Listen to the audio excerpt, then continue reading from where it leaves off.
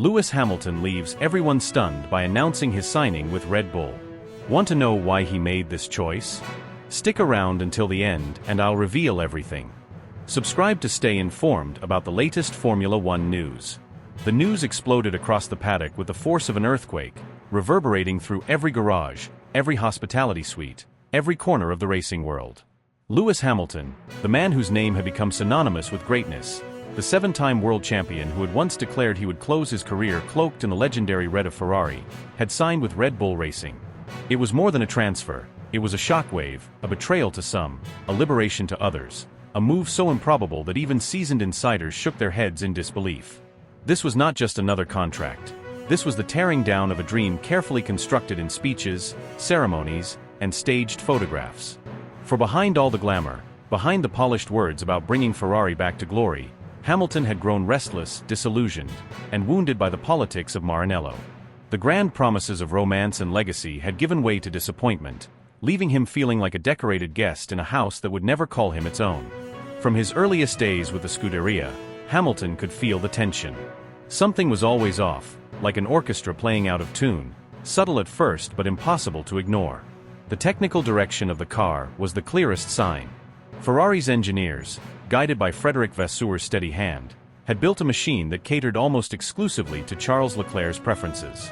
The aerodynamics, the balance, the weight distribution, it all tilted toward a style of driving that thrived on razor-sharp turn-in, violent rotation, and a rear end that danced on the edge of control. For Leclerc, this was perfect. For Hamilton, whose brilliance had always come from creating rhythm and harmony with his machinery, it was a nightmare disguised as innovation. He needed a stable platform, a car that allowed him to caress the tires, to stretch their life, to deliver consistent brilliance over relentless laps. What he received instead was a creature that snapped and bucked under his hands, a car designed for someone else's artistry, not his own. The frustration seeped into every weekend. Radio messages captured his rising irritation, the raw honesty of a man accustomed to excellence but denied the tools to achieve it. One Friday at Imola, after yet another run where the rear end tried to bite him at every corner, his voice carried an edge sharper than the Italian curbs. "This car snaps on me every lap. It feels like it was built for someone else's hands, not mine." The reply came smooth, diplomatic, but dripping with subtext. "Charles has adapted well. We believe this is the right direction." Those words struck him harder than a collision. They told him everything. His voice was not decisive, his feedback was not priority, his role was not central. Every debrief reinforced the growing chasm. Across the table, Leclerc lobbied for more rotation, for quicker entry, for setups that demanded reflexes over endurance. Engineers listened, heads nodding subtly, taking notes that leaned toward Charles's desires. Hamilton, armed with decades of experience, with instincts refined by years of fighting at the sharp end, spoke of balance, of predictability, of control. Yet his words seemed to echo in an empty chamber. Silence lingered too long, responses came too carefully, and slowly the realization sank in. Ferrari's faith lay not with him but with the younger man across the room. The politics wrapped around him like a vice.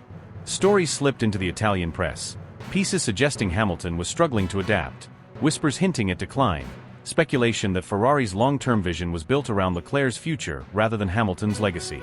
Each headline cut deeper than the last, eroding trust, fanning resentment.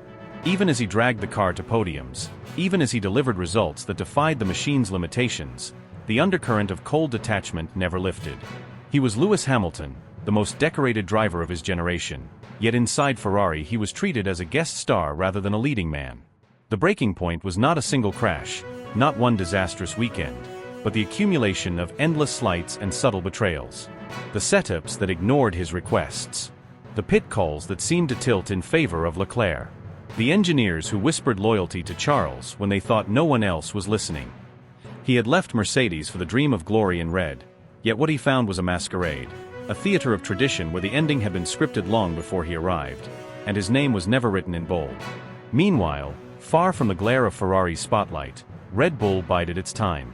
Christian Horner and Helmut Marko, veterans of the political battlefield, watched Hamilton's frustration simmer with quiet satisfaction. They saw an opportunity to do the unthinkable, to lure the legend into their empire. They spoke to him in hushed tones about machinery sculpted for precision, about engineers who would design around his instincts, about freedom from the suffocating politics of Maranello. They promised him not a seat, but a throne, a chance to reign again at the pinnacle rather than fight shadows within his own team. For Hamilton, weary of being silenced, the pitch was irresistible. When the moment came to sign, it was not betrayal, it was escape. His pen on the contract was not the sound of treachery, but the sound of shackles breaking. For years he had tried to bend Ferrari to his vision, but Ferrari had chosen its future without him. The paddock gasped, journalists scrambled to rewrite the narrative of the decade, and fans split into factions that argued deep into the night. But for Hamilton, there was only clarity. He had shed the illusion of Ferrari's embrace and found a new fire in the colors of Red Bull, a team that, for better or worse, would place him back in the heart of battle. In Maranello, the aftermath was chaos. Engineers exchanged glances filled with regret, fans lit up forums with accusations and defenses, and Charles Leclerc, though untouched in his seat, felt the ghost of Hamilton's departure looming over him. For Lewis, there was no looking back. The romantic fairy tale had dissolved into dust, and from those ruins he had crafted something far more dangerous, an alliance that no one thought possible, a pact that would set the stage for a clash of eras and legacies unlike anything Formula One had ever seen. It was never simply a battle of engines, numbers, or aerodynamic tweaks. Beneath the shining surface of Ferrari's legendary brand, Hamilton felt the weight of something far more insidious, a hierarchy that treated his legacy not as the cornerstone of greatness, but as a mere accessory, a gleaming trophy displayed for appearances rather than respected for what it represented. He had stepped into Maranello expecting acknowledgement, reverence even, for his status as a seven-time world champion, a figure whose career had rewritten the very history of the sport. Instead, what he found was coldness, a detachment that made him feel like an outsider in the very house he had hoped would become his temple.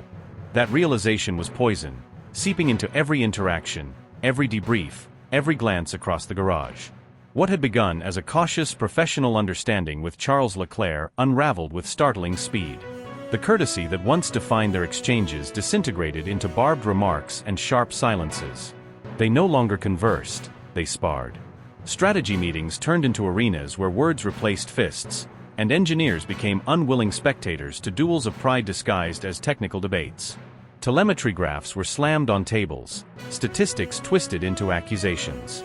Every session became a war of interpretation, where Hamilton insisted on fairness and Leclerc pushed back with youthful defiance. The Ferrari staff could only sit in suffocating silence, staring at their laptops as though the numbers might somehow shield them from the storm brewing before their eyes. The first real explosion came in Monaco, a circuit already notorious for amplifying pressure to unbearable levels. During qualifying, Hamilton believed Charles had deliberately obstructed his lap, costing him crucial time. The moment he stepped out of the car and into the garage, the fury was uncontrollable. He ripped off his helmet, threw his gloves down, and stormed into the narrow engineering room. His voice thundered, echoing off the metallic walls. "You think you're untouchable here because they've molded this machine to fit you," he snapped, his words edged with venom, his stare fixed firmly on Leclerc. The silence that followed was suffocating. Then Charles, calm in his defiance, fired back with words that hit harder than any scream. "I don't need them to build anything for me. You're the one struggling, not me." His tone was flat, merciless, unshaken. That reply, so unflinching, drew an invisible line between them that no amount of team branding could erase. The fracture should have been healed by leadership, but instead, the absence of intervention deepened the wound. Frédéric Vasseur, whose role should have been one of balance and mediation, leaned consistently toward Charles. Publicly, he presented neutrality, but behind closed doors, his decisions painted a different story. To Hamilton, it was betrayal disguised as management. In private, away from the cameras and microphones, Hamilton's anger spilled out. Surrounded only by those he trusted, his voice carried the bitter tone of a man who felt abandoned by the very institution he had chosen to uplift. "Fred has already made his decision," he admitted grimly. "He sees Charles as the future, and me as nothing more than a symbol to parade for the tifosi. I'm not a driver to him, I'm decoration. He doesn't see my 7 titles, the battles I've won, the blood I've poured into this sport. He doesn't even see me as the architect of something greater. To him, I'm just temporary." His confession was more than frustration. It was the disillusionment of a legend who had expected loyalty and found only dismissal. The inevitable confrontation arrived during one of Ferrari's most tense internal meetings, when Hamilton could no longer hold back his frustration. The air in the room thickened as he rose, towering with the authority of a man who had dominated the sport for over a decade. His voice boomed, raw with the anger of betrayal. "I am a 7-time champion, Fred. I didn't come here to play second fiddle, to be pushed aside as if my achievements mean nothing. I came to Ferrari to create history, to build something that would outlast me. But you treat me like a spare part, like I'm here just for appearances. That's not why I sacrificed everything to be here." His words struck the room with the force of a hammer, silencing every whisper, every shift of paper, every nervous breath. Vasseur's reply was merciless in its calm. His voice was steady, but its frigidity was more brutal than any shout. "Respect inside Ferrari is not inherited, Lewis. It cannot be demanded because of what you've done elsewhere. Titles do not shield you here. You prove yourself every day, with every race, with every lap. Charles is central to the vision we are building for the future, and you will need to accept that reality. Ferrari does not belong to anyone, not even you." The words hung heavy in the air, like a verdict delivered without appeal. Hamilton's jaw clenched, his fists tightened at his sides, his entire body radiating the rage of a man who had given everything to racing, only to be treated as expendable in the place he thought would honor him most. The silence that followed was unbearable, a silence that carried the certainty that reconciliation was impossible. It was not merely a clash of egos, it was a civil war erupting within Ferrari's walls, a struggle for dominance that would define not just the season, but the very identity of the team. Every mechanic felt it, every rival sensed it, every fan watching could see it. The Scuderia was no longer united, but fractured at its core, and the battle lines had been drawn with brutal clarity. It was the moment where everything inside Hamilton snapped, the realization that struck with the force of inevitability. No matter how much determination he poured into Ferrari, no matter how many hours he spent dissecting data, fighting for changes, pleading for flexibility, the team structure was immovable, frozen in tradition, unwilling to bend for him. What had once been sold as a dream, the poetic idea of echoing Schumacher's rebirth of Ferrari, had turned into something suffocating and merciless. The allure of the scarlet overalls, the roar of the Tifosi, the promise of immortality, it all masked the truth. Behind the romance was a machine that ground down even the strongest wills, and Hamilton was left feeling trapped, stripped of influence, and caged inside a legacy that wasn't his own. He had imagined a dynasty, standing on podiums in red, rewriting history in Italy, but instead he found walls built around him at every turn. The romantic notion had dissolved into endless frustration, debriefs where his voice was sidelined, strategy calls where his instincts were ignored, and constant whispers that Ferrari would always protect its heritage before it protected its driver. He saw clearly now, Ferrari was not a partner, it was a prison. And for a man who had built his career on freedom, on fighting against odds, on carving his path without compromise, the realization was devastating. The change came quietly, not with fireworks but in hushed corridors and dimly lit hotel rooms, moments away from cameras and microphones. It was in those still nights after races, when the celebrations belonged to others and Hamilton stared at the ceiling, asking himself if he had wasted years chasing a mirage. It was in conversations with confidants, where his tone was no longer hopeful but hollow. That was when he began to consider alternatives, options he had dismissed before, doors he had sworn never to open. And then came Red Bull. The irony was almost cruel. For years, they had been the enemy, the team that had dethroned him, the place where Verstappen built his empire. But now, amid internal upheaval, they were the ones to reach out, the ones to make the most outrageous yet tempting offer. Christian Horner's sudden resignation, born out of a storm of controversy, had left Red Bull in a state of flux. The departure didn't just leave a leadership vacuum, it altered the balance of power and freed enormous financial breathing room. For years, Red Bull had resisted the temptation of bringing in another superstar, carefully shielding Verstappen, determined not to disrupt their formula. But with fresh space in the budget and a burning need to prove their dominance wasn't dependent on one man, they shifted direction. Their plan was daring, almost reckless: lure Hamilton into the Red Bull family. To most, it sounded impossible. Hamilton and Verstappen, side by side, rivals who had clashed in some of the most infamous battles of the modern era, suddenly sharing the same garage? It was unthinkable. But that was the exact reason it was so intoxicating. Red Bull wasn't just chasing security, they wanted spectacle, they wanted to show the world that no combination could rival them. And Hamilton, weary of being muted at Ferrari, listened. The first real exchange happened in Montreal, hidden behind layers of secrecy. Rain pounded against the paddock, races delayed as crews battled the weather. In the middle of the chaos, a quiet hospitality suite at the far end of the paddock became the stage for a conversation that could reshape the sport. Helmut Marko, sharp-eyed and unflinching, leaned across the table, his words stripped of pleasantries. He knew Hamilton didn't need flattery, he needed truth. "You don't belong in a place that silences you," Marko said, his voice steady, his tone carrying the weight of years spent navigating Formula One's ruthless politics. "Ferrari clips your wings. Here, you won't have that. With us, you'll have freedom, real equality, and a machine ready to win from the first lap. Imagine it, you and Max together. No one could touch you." Hamilton sat back in his chair, a cup of black coffee in his hand, steam curling upward as he considered the words. His expression was calm, but his mind raced. The idea of stepping into a Red Bull felt surreal, almost absurd, but also strangely liberating. For years, Verstappen had been painted as his nemesis, the man he fought tooth and nail, yet now he was being offered the chance to turn that rivalry into the most formidable alliance Formula One had ever seen. He gave a small, knowing smile, though it was tempered with suspicion. "And when it matters most," he asked carefully, his voice carrying a quiet challenge, "when the titles are on the line, will I always play second to Max? Or will the politics creep back in?" Marko's response came without hesitation, his bluntness almost jarring. "Not if you're faster," he said simply. "At Red Bull, results decide everything. Beat him, and the team follows. Politics don't matter here, only speed." The words struck Hamilton deeper than Marko probably realized. They weren't sugar-coated promises, they were raw, uncompromising. For Hamilton, who had been battling Ferrari's endless bureaucracy, it was like a door unlocking. For the first time in a long time, he felt the possibility of being unchained, of racing not with limitations but with clarity. He didn't commit in that moment, not with so much at stake, not with the storm that such a decision would unleash across the paddock. But as the rain continued to hammer outside, he felt something shift. The scarlet dream was gone, the fairy tale of Ferrari crumbled into ash.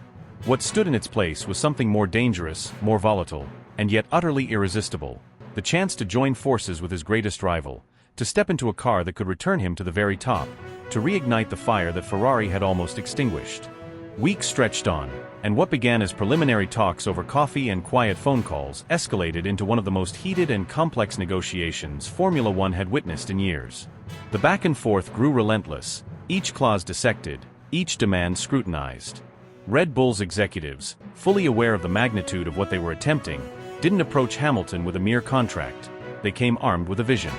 They dangled more than staggering figures, more than a salary that shattered old records. They presented him with something that resonated deeper than money: authority, autonomy, and the opportunity to mold the team into a stronger dynasty. The sudden absence of Christian Horner had left a power vacuum, and Hamilton recognized instantly how rare such an opening was in an organization so tightly run.